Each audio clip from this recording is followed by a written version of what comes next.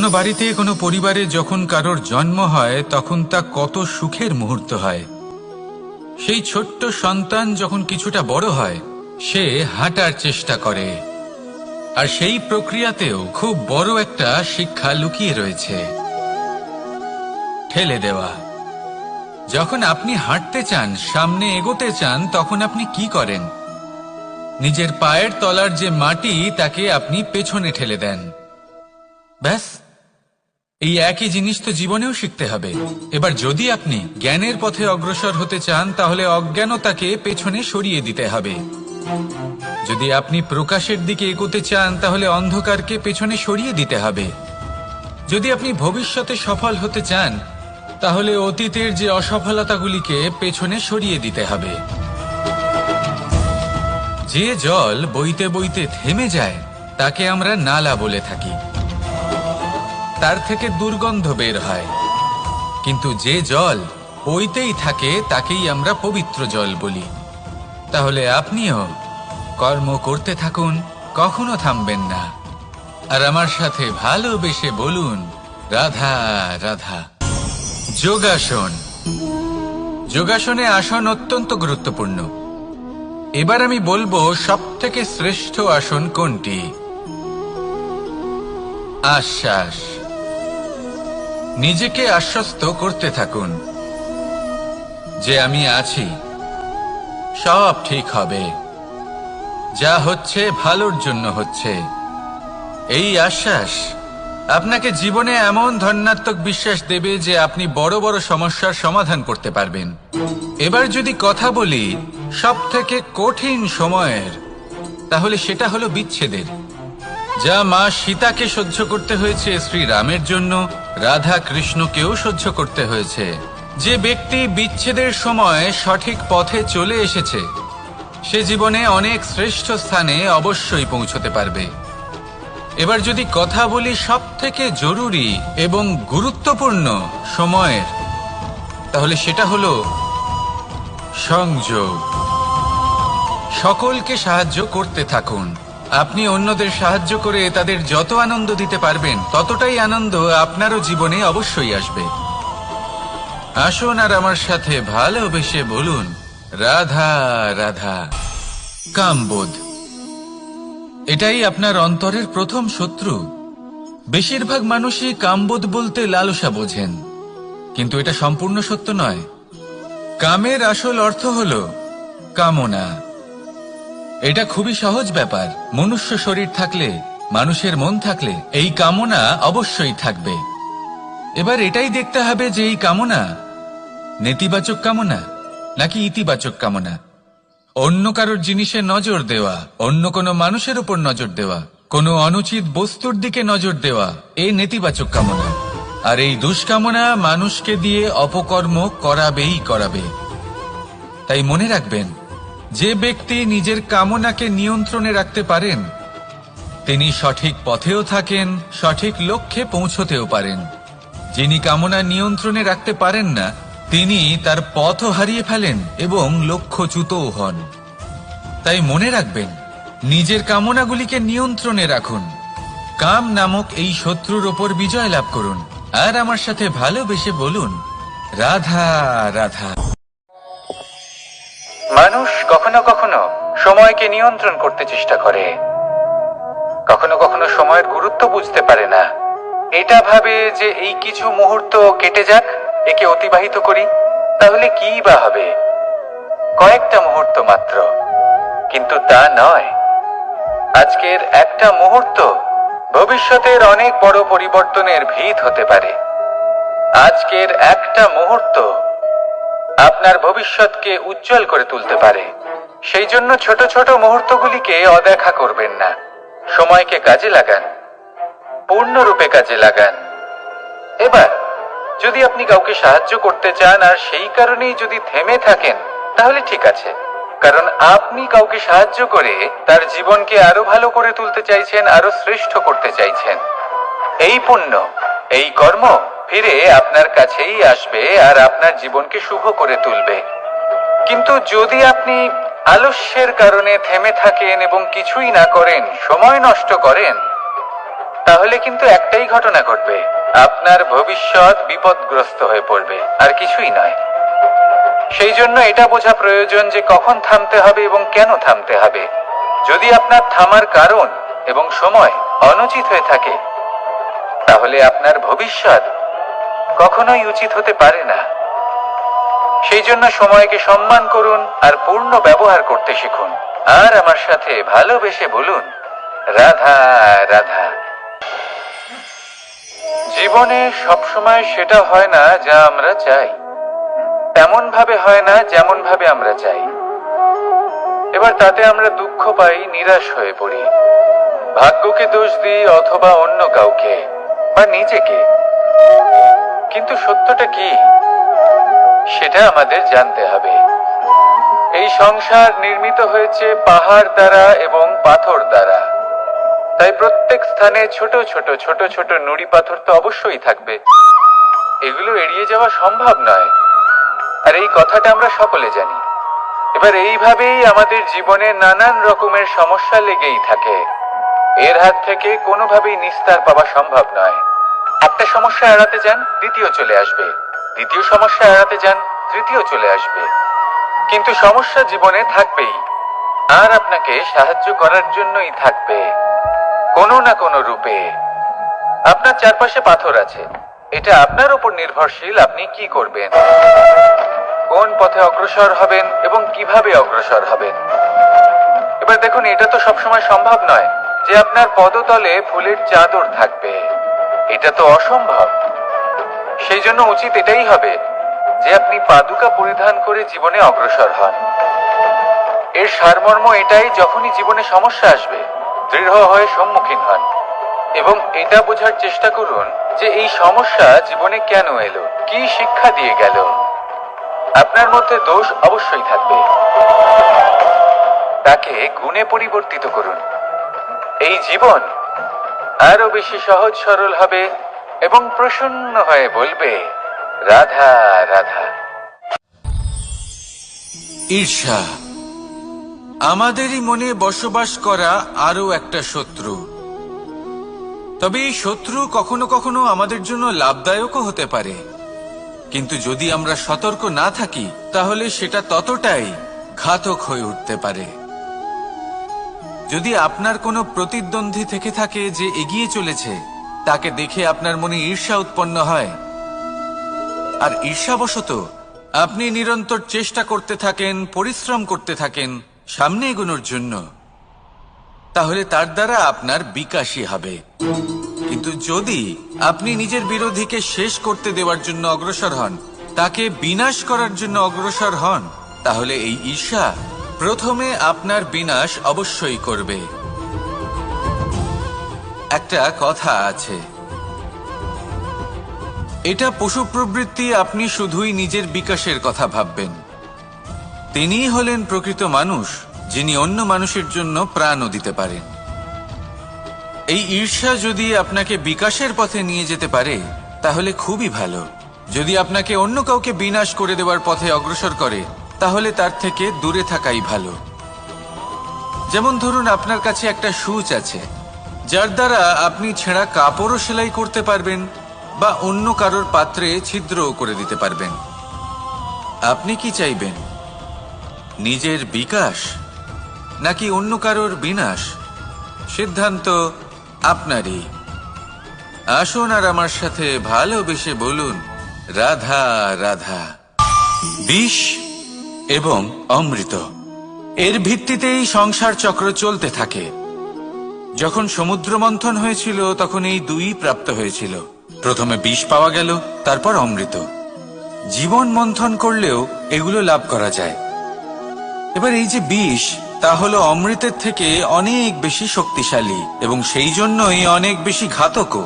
এবার বোঝার চেষ্টা করি এই বিষ আসলে কি। যে কোনো বস্তু বা কোনো ভাব যদি মাত্রার থেকে বেশি পরিমাণে আপনার কাছে থাকে, প্রয়োজনের থেকে বেশি আপনার কাছে থাকে, তাহলে সেটা আপনার কাছে বিষ সমান হতে পারে। তা সে ধন হোক, শক্তি হোক, সম্মান হোক, ইত্যাদি ইত্যাদি। যদি আপনার কাছে এমন কিছু থেকে থাকে যা মাত্রার থেকে বেশি পরিমাণে আপনার কাছে আছে, তাহলে তাকে ভাগ করতে শিখুন। যদি আপনি ভাগ করতে শিখে যান তাহলে এই বিষই আপনার জন্য অমৃতে পরিণত হবে, আর তাদের কাছেও অমৃত সমান হয়ে উঠবে যাদের এই সাহায্যের প্রয়োজন। তাহলে ভাগ করে নিতে শিখুন আর আমার সাথে ভালোবেসে বলুন, রাধা রাধা। মানুষ বড়ই বিচিত্র প্রাণী। অধিক থেকে অধিকতর ধন লাভ করার চেষ্টায় নিজের শরীরকে নষ্ট করে ফেলেন, নিজের শক্তি হারিয়ে ফেলেন, নিজের সামর্থ্য হারিয়ে ফেলেন। আর যে ধন লাভ করেন সেটা কোথায় যায়? সেই শক্তি, সেই সামর্থ্যকে আবার ফিরে পাওয়ার জন্য। আর কিছু মানুষ জীবন এমন ভাবে যাপন করেন যেন তা কখনোই শেষ হবে না, কিন্তু শেষ তো সবারই হবে। আর যখনই শেষটা কাছে চলে আসে তখন মানুষ এটা বুঝতে পারেন যে সে জীবনকে উপভোগ করেননি। তার কারণটা কি? লালসা। এই লালসা জন্ম দেয় লোভকে, আর এই লোভ জন্ম দেয় আপনারই বিনাশকে। সেই জন্য আজ আপনার কাছে যা কিছু আছে, যেমনটা আছে তার সাথে জীবন যাপন করুন, পূর্ণরূপে যাপন করুন। আপনার কাছে যতই ধন, শক্তি, মান থাকুক, তা সবার মধ্যে ভাগ করতে শিখুন। ভাগ করলে ভালোবাসা বাড়ে, আর এই ভালোবাসা দ্বারা জীবন আরো সুখময় হয়ে ওঠে। তাহলে আসুন আর আমার সাথে ভালোবেসে বলুন, রাধা রাধা। মন। জীবনে যখনই কোনো বস্তু বা সুখ স্বাচ্ছন্দ্য অধিক মাত্রায় আপনার কাছে চলে আসে তখন নিজেকে শ্রেষ্ঠ মনে করার একটা প্রবণতা দেখা যায়, যা হয় আত্মবিশ্বাসে পরিণত হয়, নয়তো অহংকারে। এবার আত্মবিশ্বাস আর অহংকারের মধ্যে অনেক বড় পার্থক্য রয়েছে। আমি এটা করতে পারি, আমি ওটাও করতে পারি, এ হলো আত্মবিশ্বাস। শুধুমাত্র আমি এটা করতে পারি, শুধুমাত্র আমি ওটাও করতে পারি, আমি হলাম সর্বশ্রেষ্ঠ, এটা হলো অহংকার। এবার এই অহংকার এর ধ্বনি অনেক দূর প্রবাহিত হয়, আর এর প্রহার সর্বপ্রথম আপনাকে বিপর্যস্ত করে।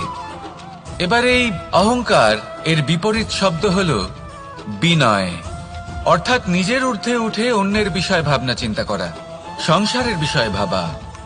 এই বিনয়ী হবার চেষ্টা করুন, একের থেকে অনেক হওয়ার চেষ্টা করুন এবং একসাথে থাকার চেষ্টা করুন। নিশ্চিত রূপেই আপনি বিকাশের কারণ হবেন। মত্ততা থেকে নিজেকে দূরে রাখুন, অহংকার থেকে নিজেকে দূরে রাখুন। এই মন প্রসন্ন হয়ে বলবে, রাধা রাধা। জীবনে যখন কোনো ব্যক্তি নিজের লক্ষ্য প্রাপ্তির জন্য নিরন্তর পরিশ্রম করতে থাকেন, চেষ্টা করতে থাকেন, তখন তিনি কষ্ট অনুভব করেন, কখনো শারীরিক কষ্ট, কখনো মানসিক কষ্ট। এবার উনি এটা ভাবতে থাকেন যে আমি কি উচিত করছি নাকি অনুচিত করছি। কারণ অন্যদিকে এমন একজন ব্যক্তিও আছেন যিনি একদমই পরিশ্রম, চেষ্টা করছেন না। তিনি মদিরা পান করেন, বিলাসিতায় জীবন কাটান, অলস প্রকৃতির হয়ে ওঠেন, নিদ্রাতে বিলীন হয়ে থাকেন আর ভাবেন যে তিনি সুখ লাভ করছেন। কিন্তু এরকম কেন হয়? কারণ যখন আমরা সৎ পথে থাকি, উচিত পথে চলি, লক্ষ্য প্রাপ্ত করার জন্য চেষ্টা করতে থাকি, তখন আমাদের ভেতরে থাকা নেতিবাচক শক্তি এবং পাপ এই দেহকে ত্যাগ করে দেয়। আর এই অনুভূতিটাই আমাদের দুঃখের অনুভূতি দেয়, কষ্ট দেয়। এবার সেখানে যদি আমরা কুপথে চলি, অনুচিত পথে চলতে থাকি, তাহলে আমাদের ভেতরে থাকা পুণ্য এবং ধনাত্মক শক্তি আমাদের দেহ ত্যাগ করে দেয়। আর এই অনুভূতির কারণেই আমরা সুখ অনুভব করি। কিন্তু কখনো ভাববেন যে এই সুখ বেশি সময় পর্যন্ত থাকে না। সেই জন্য সবসময় মনে রাখবেন, যদি আপনি জানেন যে এটাই আপনার লক্ষ্য, এটাই উচিত পথ, শুভ পথ, তাতে নিরন্তরভাবে এগিয়ে যেতে চেষ্টা করতে থাকুন। এই কষ্ট আপনাকে সুখের পরাকাষ্ঠায় কখন পৌঁছে দেবে তা আপনি জানতেই পারবেন না। আসুন আমার সাথে ভালোবেসে বলুন, রাধা রাধা। আলস্য আপনার আরো একটা অত্যন্ত বড় শত্রু, যা আপনার মনের মধ্যে বসবাস করে আর ধীরে ধীরে আপনার কার্য শরীরের একটা অংশ হয়ে ওঠে। সব কাজে দেরি করিয়ে দেয়, সবকিছু নষ্ট করে দিতে পারে এই আলস্য। এই কাজ আজকে হলো না, কোনো ব্যাপার নয়, কালকে করে নেব। প্রকৃতি আমাদের এটা শেখায় না। ভেবে দেখুন, যদি সূর্য এটা ভাবে যে কাল উদিত হব না, কিছুদিন পরে উদয় হব, তাহলে কি হবে? সমগ্র পৃথিবীর বিনাশ হয়ে যাবে, ঠিক কিনা? দেখুন, এই আলস্য নিয়ে খুব সুন্দর একটা কথা আছে, আলস্যস্য কুত বিদ্যা। অর্থাৎ যিনি অলস হয়ে বসে থাকেন তিনি বিদ্যা লাভ করেন না, জ্ঞান লাভ করেন না, আর জ্ঞান না থাকলে তিনি ধন অর্জন করতে পারেন না। তার জীবনে সুখ স্বাচ্ছন্দ্যের অভাব থাকে, বন্ধুর অভাব থাকে। যেখানে সুখ স্বাচ্ছন্দ্য নেই, মিত্র নেই, আপনজন নেই, জ্ঞান নেই, সেখানে আনন্দ কিভাবে বাস করতে পারে? সেই জন্য কথায় আছে, যিনি কর্ম করেন তিনি এই সংসারে যে কোনো সুখ স্বাচ্ছন্দ্য ভোগ করতে পারেন। তাই কর্ম করুন, সময়কে সম্মান করুন, আর এই আলস্যের উপর বিজয় লাভ করুন। আর আমার সাথে ভালোবেসে বলুন, রাধা রাধা। ক্রোধ আপনার অন্তরের আরো একটা শত্রু। এই ক্রোধ আসলে কি? আপনার মনের এক ভাবনা, যা আপনার মনেই উৎপন্ন হয়। এই মন আত্মার সাথে যুক্ত থাকে। এখন একটা ভাবনা যা আত্মার সাথে যুক্ত থাকে, তাকে অনুচিত কেন বলা হয় সেটা বোঝার চেষ্টা করুন। ক্রোধ কখনো কখনো জরুরি হয়, বিশেষ রূপে তখন যখন আপনি সঠিক পক্ষে দাঁড়িয়ে রয়েছেন এবং সামনের ব্যক্তি অধর্মের পক্ষে রয়েছেন আর বিনম্রভাবে মানছেন না। যেমন শ্রীরাম ক্রুদ্ধ হয়েছিলেন সাগরের ওপর, ওটা উচিত ছিল, আর তা ততক্ষণই উচিত যতক্ষণ আপনি ক্রোধকে নিয়ন্ত্রণ করছেন। যদি ক্রোধ আপনাকে নিয়ন্ত্রণ করতে শুরু করে, তাহলে পরিস্থিতি এমনও হতে পারে, ধরুন একজন ব্যক্তির প্রতি ক্রোধের কারণে আপনি তার ক্ষতি করতে চান। আপনি একটা কয়লা হাতে নিলেন, আর সেই কয়লা সামনের ব্যক্তির ক্ষতি করার পূর্বে আপনার হাত জ্বালিয়ে দেবে। ব্যাস, ক্রোধ এটাই করে, সর্বপ্রথম আপনার ক্ষতি করে, আপনার বিবেক হরণ করে নেয়, আপনি আপনার নিয়ন্ত্রণ হারিয়ে ফেলেন, আর সবকিছু নষ্ট হয়ে যায়। বেশিরভাগ মানুষ ক্রোধে এমন সিদ্ধান্ত নেন যে সেটা তাদেরই বিনাশের কারণ হয়ে দাঁড়ায়। আর কিছু মানুষ বলেন যে আমাদের জীবনে এত যন্ত্রণা আছে, এত সংকট আছে, যে ক্রোধ উৎপন্ন হবেই। আর এরকম সময় এটাই উচিত হবে যে আপনি নিজেকে ক্রোধের থেকে দূরে রাখুন, আর তারপর সমস্যার নিবারণ করুন। আর এই নিবারণই আপনার জীবনকে একটা শ্রেষ্ঠ স্তরে পৌঁছে দেবে। তাহলে ক্রোধ থেকে দূরে থাকুন, সুপ্রসন্ন থাকুন, আর আমার সাথে ভালোবেসে বলুন, রাধা রাধা।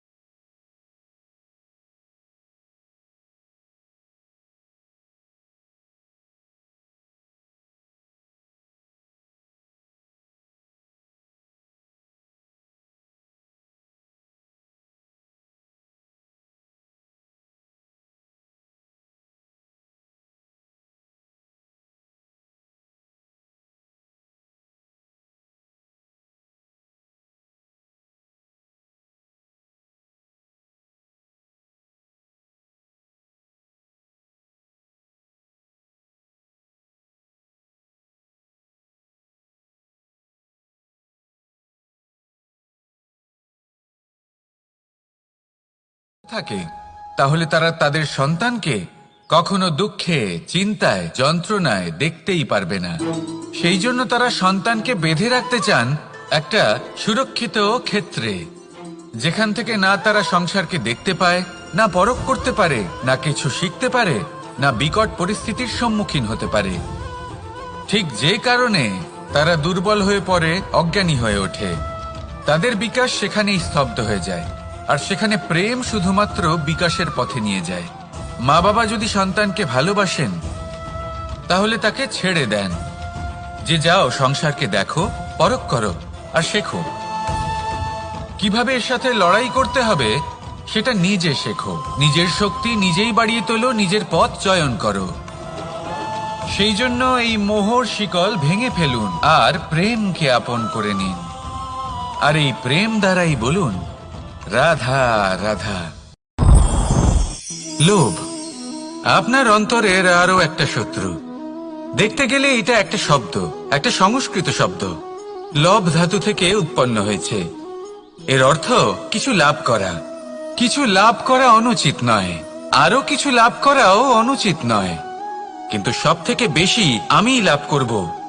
আমি আরো চাই, আরো বেশি চাই, আরো বেশি পেতে চাই। এটাই হলো লোভ।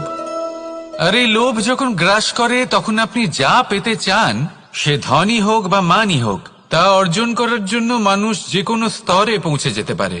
যদি মানুষ ধন অর্জন করতে চান তাহলে তার জন্য তারা অধর্মের পথেও চলতে পারেন। যদি সম্মান অর্জন করতে চান তাহলে অন্য মানুষকে ছোটও করতে পারেন। শেষ পর্যন্ত আপনার এটা মনে হতে পারে যে যদি একটু অল্পই প্রাপ্ত করতাম, কিন্তু ভালোবেসে প্রাপ্ত করতাম, এই জীবন আরো অনেক বেশি সুখী হতো। লোভ আপনার জীবনে, আপনার মনে কখন যে প্রবেশ করবে সেটা আপনি জানতেও পারবেন না। তাই এটা চিনতে শিখুন আর তৎক্ষণাৎ জীবন থেকে বাইরে ফেলে দিন।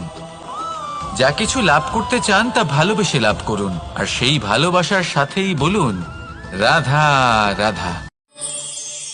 কোনো বাড়িতে, কোনো পরিবারে যখন কারোর জন্ম হয় তখন তা কত সুখের মুহূর্ত হয়। সেই ছোট্ট সন্তান যখন কিছুটা বড় হয়, সে হাঁটার চেষ্টা করে, আর সেই প্রক্রিয়াতেও খুব বড় একটা শিক্ষা লুকিয়ে রয়েছে, ঠেলে দেওয়া। যখন আপনি হাঁটতে চান, সামনে এগোতে চান, তখন আপনি কি করেন? নিজের পায়ের তলার যে মাটি তাকে আপনি পেছনে ঠেলে দেন। ব্যাস, এই একই জিনিস তো জীবনেও শিখতে হবে। এবার যদি আপনি জ্ঞানের পথে অগ্রসর হতে চান তাহলে অজ্ঞানতাকে পেছনে সরিয়ে দিতে হবে। যদি আপনি প্রকাশের দিকে এগোতে চান তাহলে অন্ধকারকে পেছনে সরিয়ে দিতে হবে। যদি আপনি ভবিষ্যতে সফল হতে চান তাহলে অতীতের যে অসফলতাগুলিকে পেছনে সরিয়ে দিতে হবে। যে জল বইতে বইতে থেমে যায় তাকে আমরা নালা বলে থাকি, তার থেকে দুর্গন্ধ বের হয়।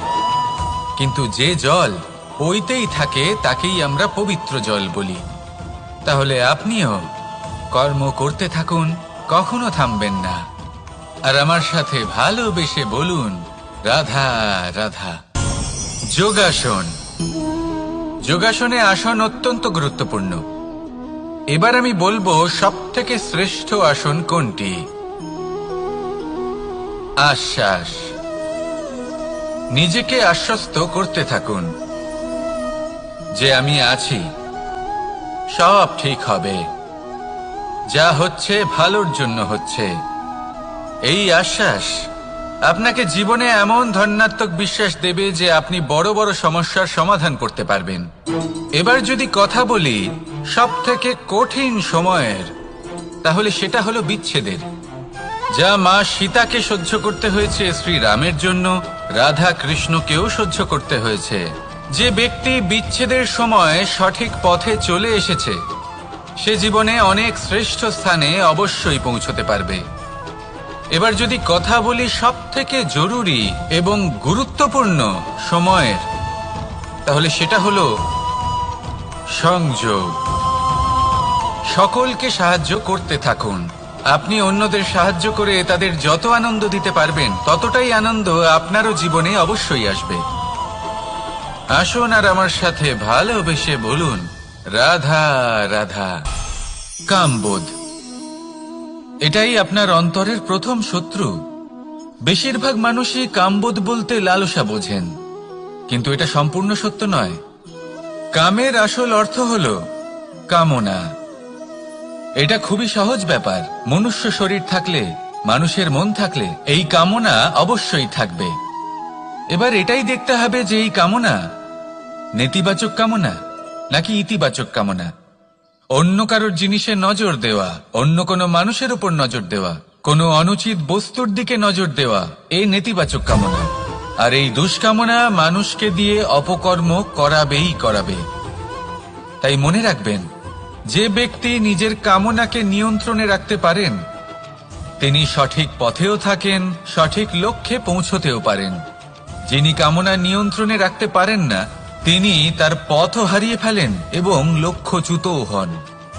তাই মনে রাখবেন, নিজের কামনাগুলিকে নিয়ন্ত্রণে রাখুন, কাম নামক এই শত্রুর ওপর বিজয় লাভ করুন, আর আমার সাথে ভালোবেসে বলুন, রাধা রাধা।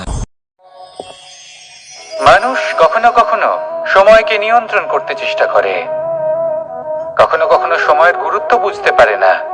এটা ভাবে যে এই কিছু মুহূর্ত কেটে যাক, একে অতিবাহিত করি, তাহলে কি বা হবে, কয়েকটা মুহূর্ত মাত্র। কিন্তু তা নয়, আজকের একটা মুহূর্ত ভবিষ্যতের অনেক বড় পরিবর্তনের ভিত হতে পারে। আজকের একটা মুহূর্ত আপনার ভবিষ্যৎকে উজ্জ্বল করে তুলতে পারে। সেই জন্য ছোট ছোট মুহূর্তগুলিকে অদেখা করবেন না। সময়কে কাজে লাগান, পূর্ণরূপে কাজে লাগান।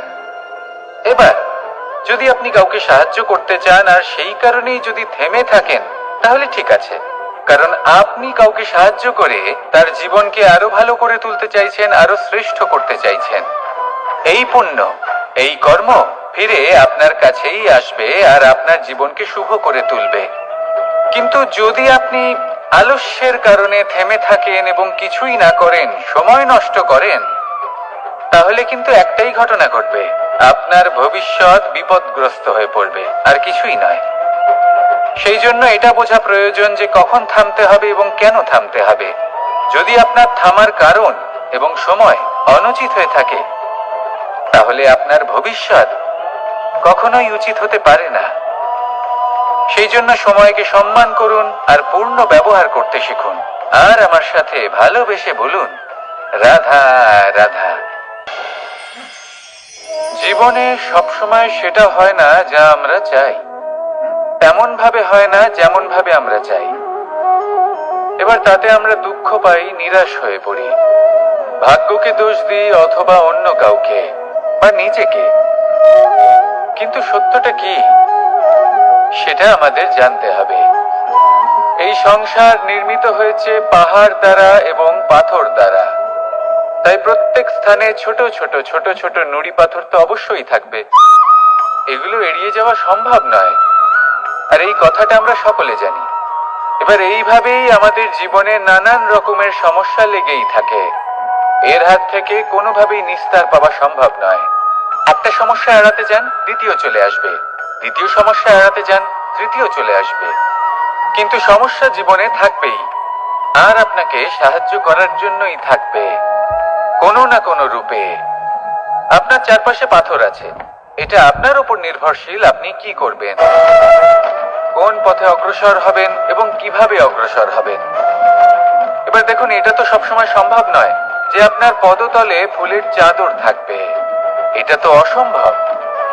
সেই জন্য উচিত এটাই হবে যে আপনি পাদুকা পরিধান করে জীবনে অগ্রসর হন। এর সারমর্ম এটাই, যখনই জীবনে সমস্যা আসবে দৃঢ় হয়ে সম্মুখীন হন এবং এটা বোঝার চেষ্টা করুন যে এই সমস্যা জীবনে কেন এলো, কি শিক্ষা দিয়ে গেল।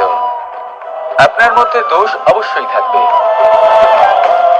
তাকে গুণে পরিবর্তিত করুন। এই জীবন আরো বেশি সহজ সরল হবে এবং প্রসন্ন হয়ে বলবে, রাধা রাধা। ঈর্ষা আমাদেরই মনে বসবাস করা আরো একটা শত্রু।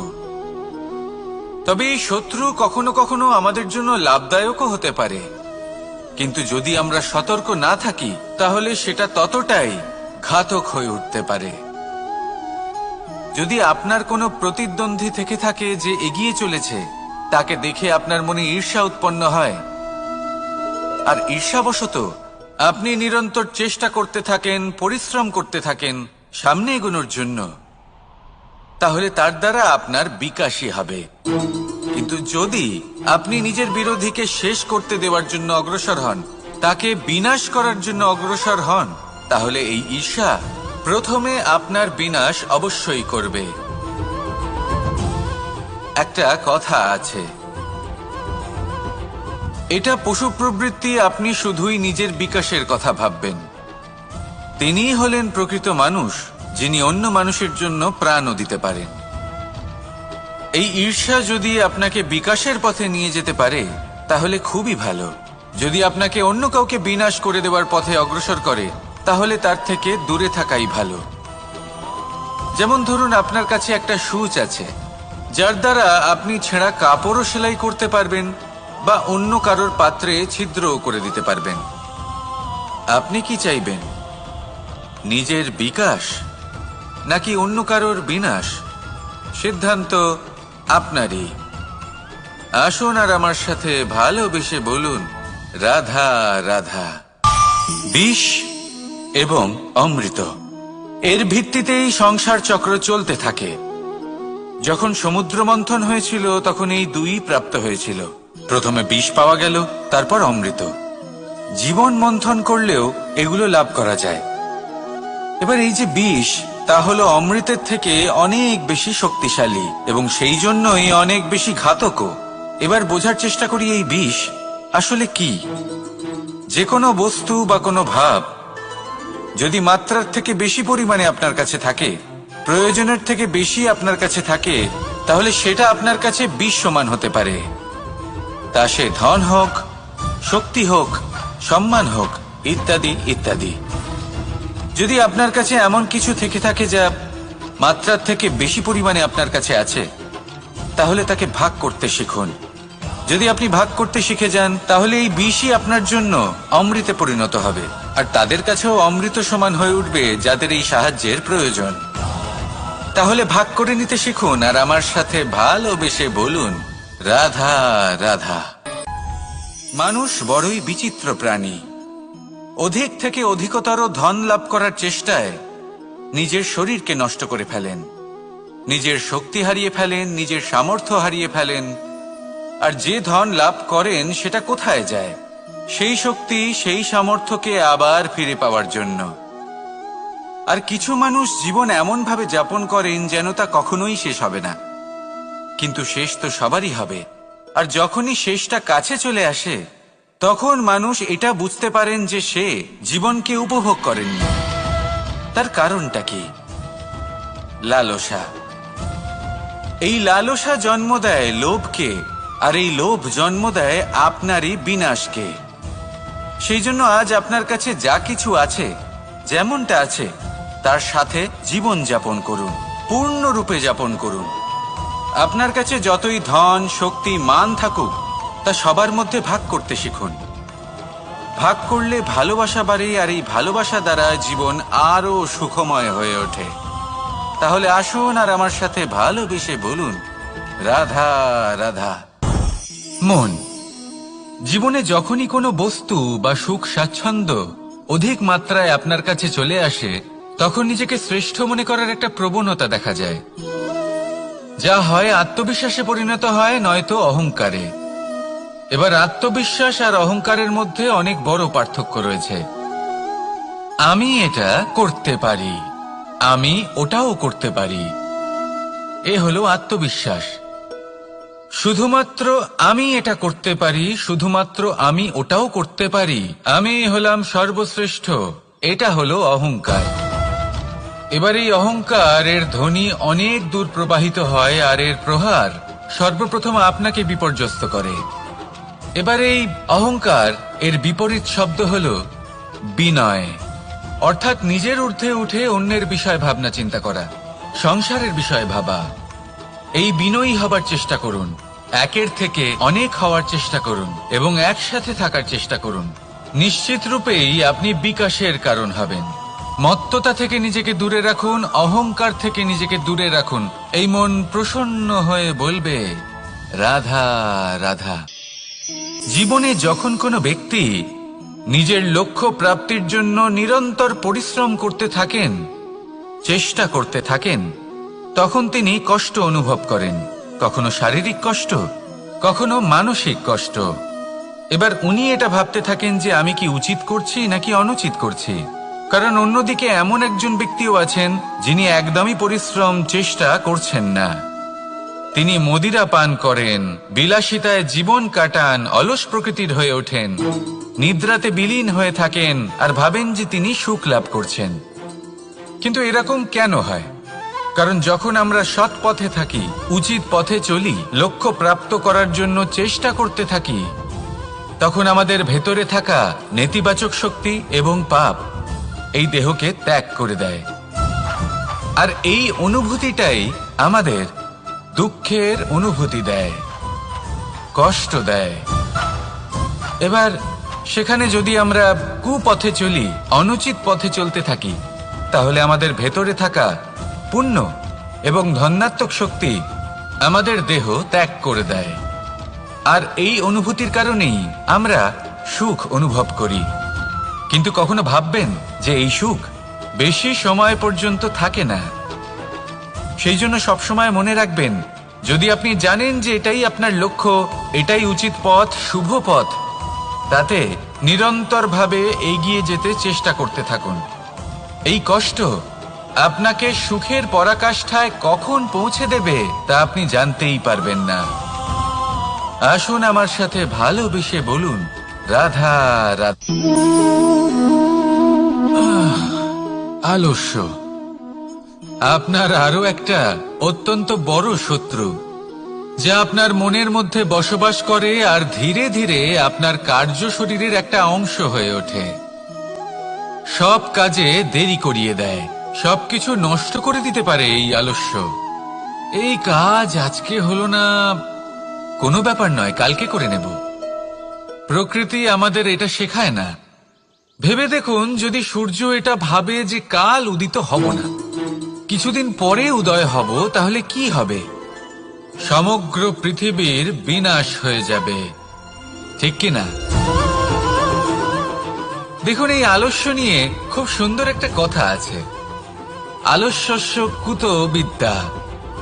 অর্থাৎ যিনি অলস হয়ে বসে থাকেন তিনি বিদ্যা লাভ করেন না, জ্ঞান লাভ করেন না। আর জ্ঞান না থাকলে তিনি ধন অর্জন করতে পারেন না। তার জীবনে সুখ স্বাচ্ছন্দ্যের অভাব থাকে, বন্ধুর অভাব থাকে। যেখানে সুখ স্বাচ্ছন্দ্য নেই, মিত্র নেই, আপনজন নেই, জ্ঞান নেই, সেখানে আনন্দ কিভাবে বাস করতে পারে?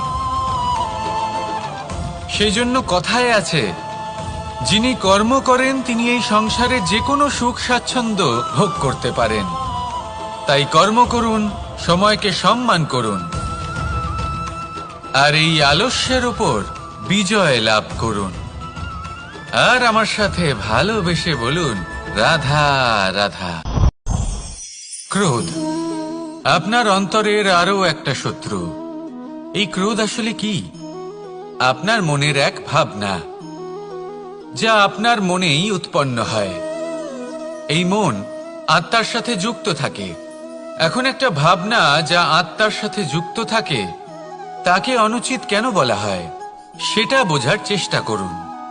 ক্রোধ কখনো কখনো জরুরি হয়, বিশেষ রূপে তখন যখন আপনি সঠিক পক্ষে দাঁড়িয়ে রয়েছেন এবং সামনের ব্যক্তি অধর্মের পক্ষে রয়েছেন আর বিনম্রভাবে মানছেন না।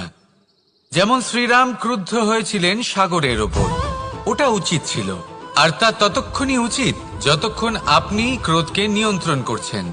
যদি ক্রোধ আপনাকে নিয়ন্ত্রণ করতে শুরু করে, তাহলে পরিস্থিতি এমনও হতে পারে, ধরুন একজন ব্যক্তির প্রতি ক্রোধের কারণে আপনি তার ক্ষতি করতে চান। আপনি একটা কয়লা হাতে নিলেন, আর সেই কয়লা সামনের ব্যক্তির ক্ষতি করার পূর্বে আপনার হাত জ্বালিয়ে দেবে।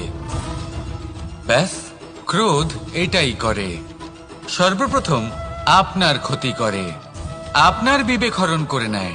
আপনি আপনার নিয়ন্ত্রণ হারিয়ে ফেলেন আর সবকিছু নষ্ট হয়ে যায়। বেশিরভাগ মানুষ ক্রোধে এমন সিদ্ধান্ত নেন যে সেটা তাদেরই বিনাশের কারণ হয়ে দাঁড়ায়।